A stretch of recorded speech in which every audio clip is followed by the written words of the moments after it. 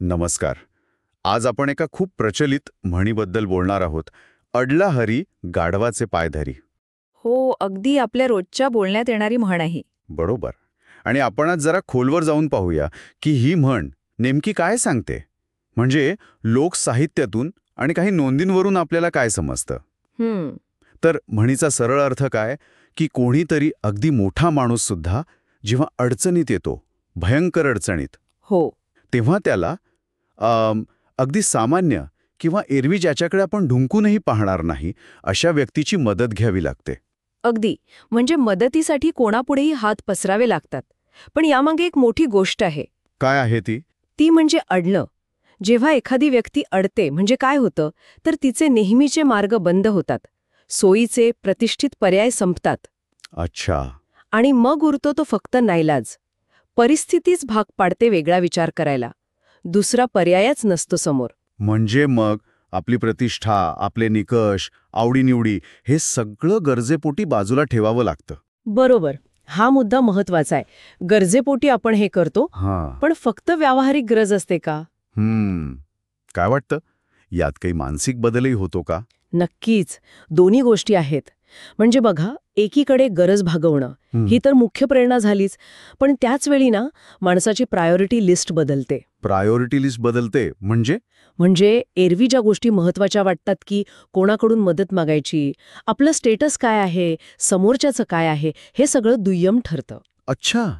कारण त्या क्षणी समस्येतून बाहेर पडणं किंवा टिकून राहणं ही गरज इतकी मोठी असते की ती बाकी सगळ्या विचारांवर हावी होते. हे खरंय. अगदी पटते. मला माझ्या एका मित्राचं उदाहरण आठवलं, अक्षयचं. हां. सांगा ना, त्याची परीक्षा होती एकदम तोंडावर आलेली. हां.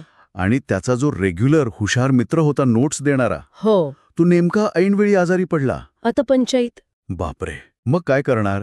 त्याला नाईलाजाने वर्गातल्या एका अशा मुलाकडे नोट्स मागायला जावं लागलं ज्याचं सगळ्यांना माहीत होतं की तो स्वतः काही अभ्यास करत नाही, फक्त लोकांची कॉपी करतो. अच्छा. म्हणजे एरवी तो त्याच्याकडे गेला नसता. अजिबात नाही, बोलला पण नसता कदाचित, पण गरज होती. घरी आल्यावर त्याने आईला सांगितलं हे, तर ती एकदम सहज म्हणाली, "अरे देवा, अडला हरी गाढवाचे पाय धरी, आता काय करणार?" अगदी परफेक्ट उदाहरण आहे हे. त्याला तेव्हा कळलं म्हणे की या म्हणीचा अर्थ काय असतो ते. बरोबर. कारण अक्षयसाठी त्या क्षणी नोट्स मिळवणं हे जास्त महत्वाचं होतं.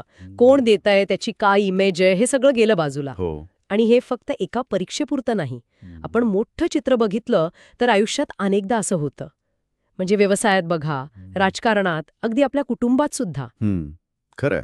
कधी कधी आपल्याला अशा लोकांशी किंवा अशा मार्गांनी जुळवून घ्यावं लागतं जे आपल्याला एरवी पटत नाहीत, पण सिच्युएशन तशी असते. म्हणजे ही म्हण फक्त एका व्यक्तीच्या मजबुरीबद्दल नाहीये, तर एका मोठ्या सामाजिक किंवा व्यावहारिक सत्याकडे पण बोट दाखवते.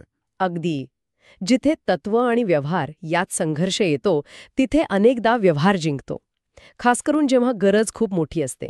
म्हणजे ही म्हण आपल्याला काय शिकवते, तर माणूस परिस्थितीनुसार कसा बदलतो, त्याच्या गरजा कशा त्याच्या वागण्यावर परिणाम करतात, हे एक प्रकारे मानवी स्वभावाचं दर्शन आहे. आणि यात काही कमीपणा नाहीये खरं तर.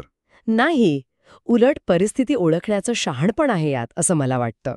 थोडक्यात सांगायचं तर अडला हरी गाढवाचे पाय धरी म्हणजे संकट काळात किंवा गरजेच्या वेळी मदत कोणाचीही घ्यावी लागते आणि ते व्यावहारिक आहे.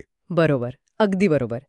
आणि जाता जाता एक विचार येतो मनात, की आजच्या जगात जिथे मदतीचे कितीतरी नवीन मार्ग आहेत, टेक्नॉलॉजी आहे, गोष्टी सोप्या झाल्या आहेत, हो. तरीही या म्हणीची प्रासंगिकता, तिचं महत्त्व तितकंच आहे का? की माणसाचा तो मूलभूत स्वभाव, तो गरजेपोटी येणारा नाईलाज, तो अजूनही तसाच आहे? इंटरेस्टिंग पॉइंट आहे हा, विचार करण्यासारखा. नक्कीच, यावर विचार करायला हरकत नाही.